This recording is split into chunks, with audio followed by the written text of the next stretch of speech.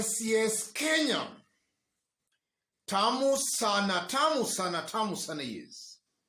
William Ruto and his team were at a church function in Murang'a County today. And there are some speeches and remarks William Ruto and the leaders who accompanied him made. One such leader being Rigathi Gachagua, who made some reckless remarks against Raila Odinga. In our earlier video, we did a detailed analysis on that. In case you missed the video, it's one of our latest in this channel.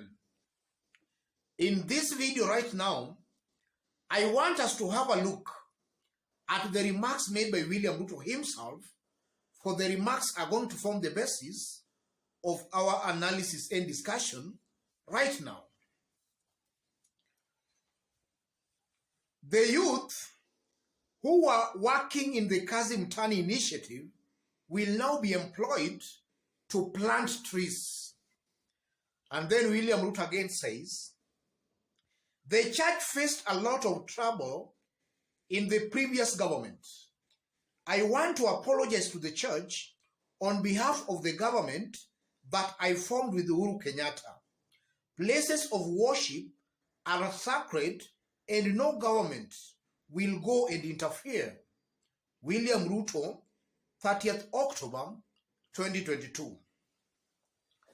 Those are speeches William Ruto made today in Murang'a County, inside a church.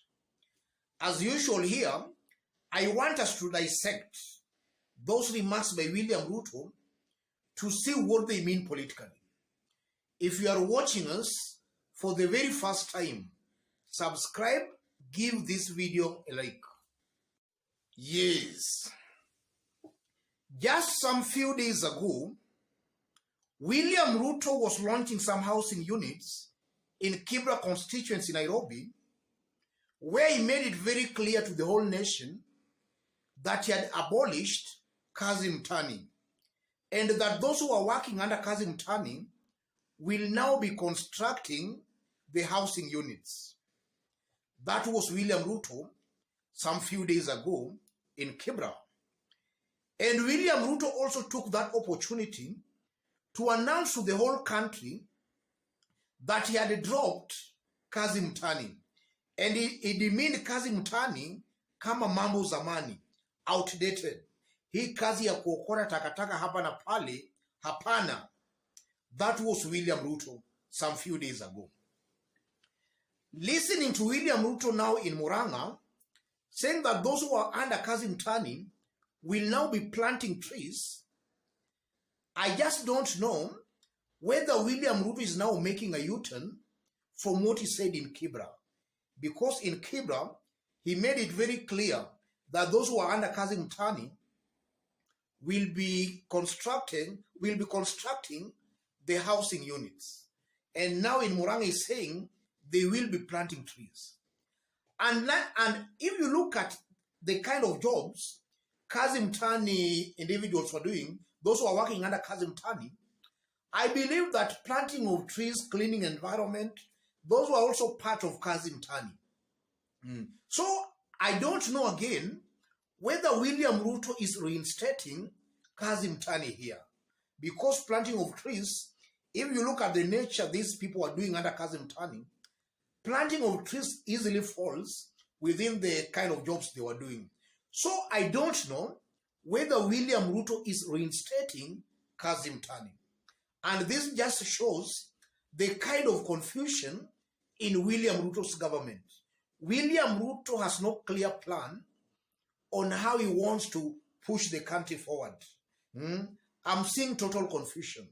And this is why, for those who have been following me here, I've always maintained that William Ruto and his team were not ready to form government. Now that they have the government, they have gotten confused. They don't know how to start, what to do, and how to address some of the issues facing Kenyans. And this is why it's important for now William Ruto as the president to be taking his time before he makes decisions. He should not be making rash decisions. Because I'm seeing a very high possibility where William Ruto and his government are just going to reintroduce Kazi Mtaani through the back door again. They're just going to reintroduce it through the back door. That exposes Ruto's government as confused. They don't have concrete plans on issues. And then on the aspect of the church, William Ruto is quoted saying, he actually is apologizing on behalf of the government they formed with Uhuru Kenyatta. He is apologizing to the church that that government really mistreated the church. And Ruto is talking about the sanctity of the church. The church is a sacred place. And let's now look at it objectively. If you look at the person who destroyed the church in Uhuru Kenyatta's government, anybody will tell you that the person who destroyed the church was none other than William Samoei Ruto. That's the honest truth. That's the truth. In fact, it's William Ruto who introduced politics in our churches. That's a fact. Ruto introduced politics in our churches. So the person who actually mocked and destroyed the churches in Uhuru Kenyatta's government, that person is William Samoei Ruto. And it's also very interesting that now as the president, he's still going on destroying the church. And I'm saying that because listening at the speeches that were made today in Murang'a church, it was just politics, hate speech. Rigathi Gachagua spoke very angrily, attacking Raila Odinga. That was in the church. When William Ruto also stood to speak, in fact, he worsened things. They were doing that in the church. So it's a fact and it's true. Ruto destroyed the church in Uhuru Kenyatta's government. Now that is the president, he is still destroying the church.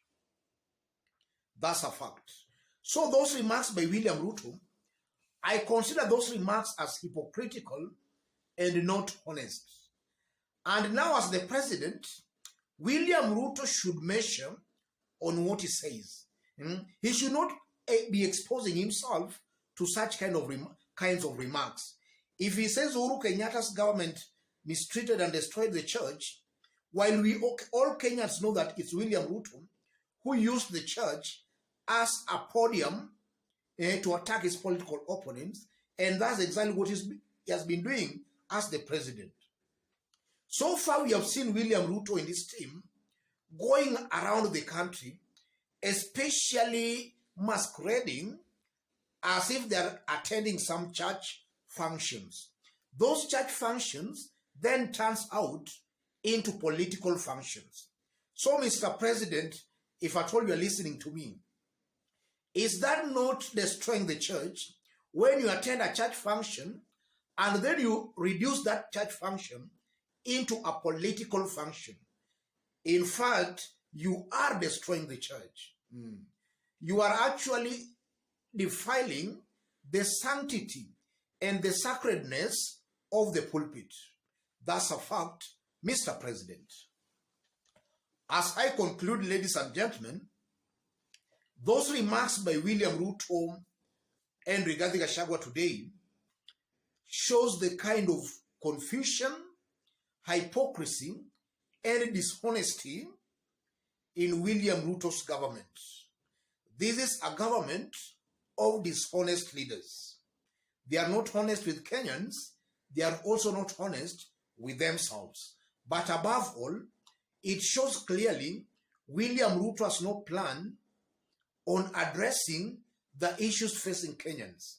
Saying one thing today, tomorrow is saying completely a different thing.